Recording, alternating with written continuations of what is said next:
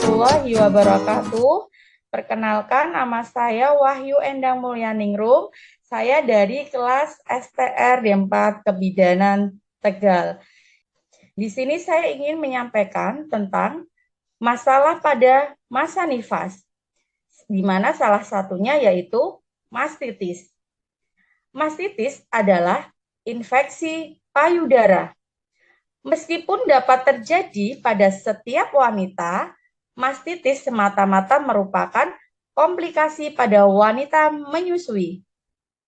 Mastitis harus dibedakan dari peningkatan suhu transien dan nyeri payudara akibat pembesaran awal karena air susu masuk ke dalam payudara.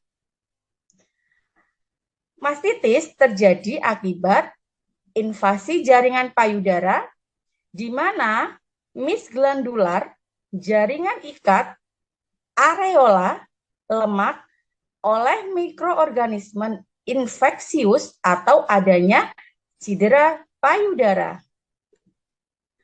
Organisme yang umum termasuk S. aureus, Streptococcus, dan H. parainfluenzae. Cedera payudara mungkin disebabkan memar karena manipulasi yang kasar, pembesaran payudara, statis air susu ibu dalam duktus, atau pecahnya atau fisura puting susu. Bakteri dapat berasal dari beberapa sumber. Yang pertama bisa berasal dari tangan ibu. Tangan orang yang merawat ibu atau bayi, kemudian dari bayi, dari ductus lactiferus, atau darah sirkulasi. Stres dan keletihan telah terkaitkan dengan mastitis. Hal ini masuk akal karena stres dan keletihan dapat menyebabkan kecerobohan dalam teknik penanganan, terutama saat mencuci tangan atau melewatkan waktu menyusui. Yang didapatkan akhirnya menyebabkan pembesaran dan statis.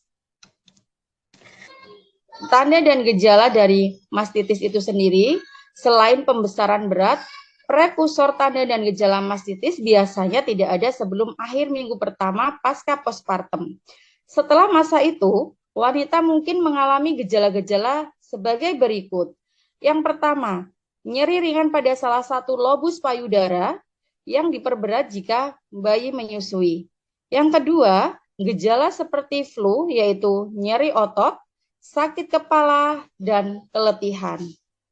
Mastitis hampir selalu terbatas pada satu payudara.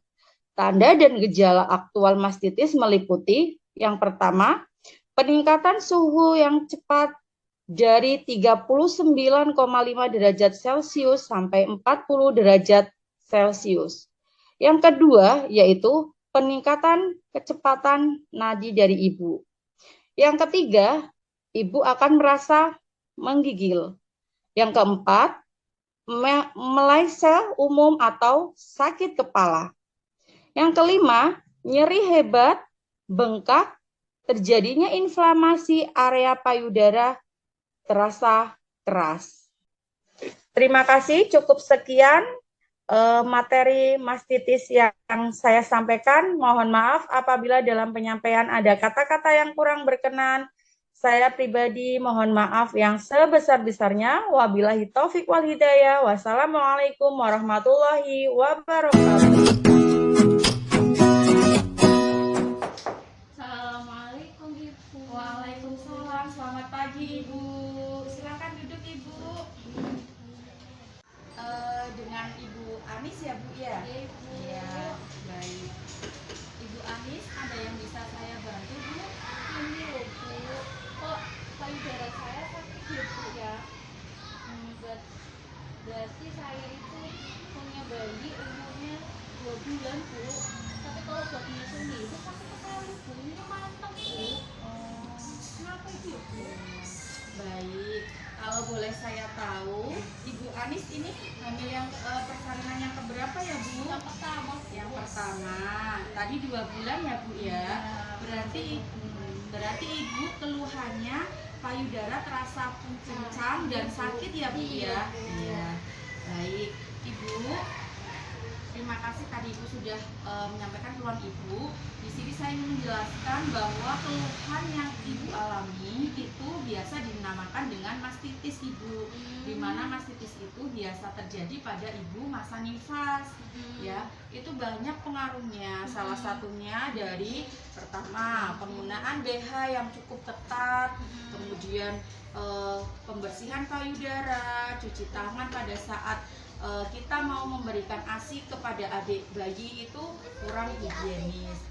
Baik Ibu, di sini ada pelayanan untuk bagaimana cara mengatasi mastitis pada Ibu masa nifas. Bu, di sini saya ingin memberikan informasi atau bagaimana cara penanganan pada mastitis jika nanti Ibu di rumah ini pura-puranya sebagai menjadi payudara Ibu ya. Di sini saya ingin mempraktekkan bagaimana nanti Ibu bisa mengatasi mastitis atau payudara yang sakit serta keras tadi.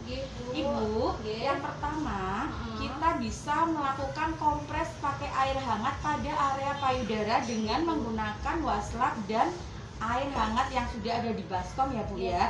Jadi nanti Ibu bisa mengompres payudara Ibu dengan air hangat, ditempel seperti ini ya Bu ya. Kita kompres ya. Setelah dikompres dengan tujuannya biar payudara ini tidak semakin keras dan tidak semakin meradang.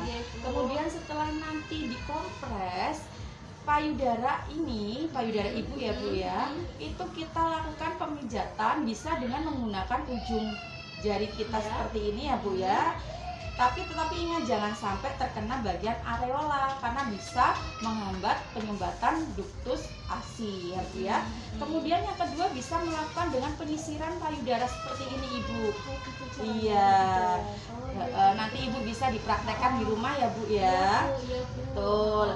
Ini beberapa cara untuk mengkompres payudara. Kemudian ibu juga perlu diperhatikan bahwa asupan cairan pada ibu masa nifas atau ibu menyusui itu juga penting sekali. Ibu perlu memperhatikan minuman ibu. Jadi ibu jangan sampai kekurangan cairan.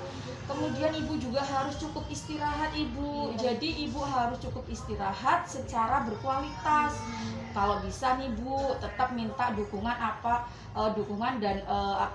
dari suami, dari orang tua, dari keluarga terdekat. Dan yang terpenting juga ibu harus juga memperhatikan cuci tangan pada saat ibu ingin memberikan ASI atau menyusui pada bayinya, karena di dalam tangan yang kurang higienis itu juga sangat pengaruh atau mendukung terjadinya mastitis ibu. Kemudian bagi orang-orang yang akan memegang ibu, seperti misal kalau bisa nih memakai jasa dukun bayi atau mungkin orang terdekat, mungkin nyun sewu ya Bu ya, ibu rewang ya, atau membantu asisten rumah tangga ibu yang ingin membantu atau menggendong dedek bayi, juga harus diperhatikan kehigienisan cuci tangan atau kebersihan tangan dari tadi yang ingin membantu atau memegang ibu dan bayinya. Kemudian ibu harus juga memperhatikan, selain misal nih ASI ibu, payudara ibu yang sakit hanya sebelah kanan, yang kiri tidak, tetapi tetap dua-duanya harus diprioritaskan untuk perawatan payudara tadi ibu. Tidak lupa meskipun tadi payudara ibu sudah terkena mastitis atau terasa sakit dan keras, itu ibu juga tetap harus memberikan ASI pada bayinya ibu. Satu lagi nih Bu yang terpenting, ibu tidak boleh menggunakan BH yang terlalu ketat dan terlalu pas, karena juga berpengaruh ibu. Seperti itu. Bagaimana ibu? Alhamdulillah Bu Bidan. Nanti saya coba praktekin di rumah ya Bu. Iya. Semoga sakitnya berkurang ya Bu. Amin. Semoga apa yang saya sampaikan sudah cukup jelas dan bisa dipraktekkan di rumah juga ya Bu ya. Dipraktekin Bu Bidan. Iya. Terima kasih Bu Bidan. Sama-sama Ibu. Demikian penata laksanaan atau penanganan mastitis pada ibu masa nifas.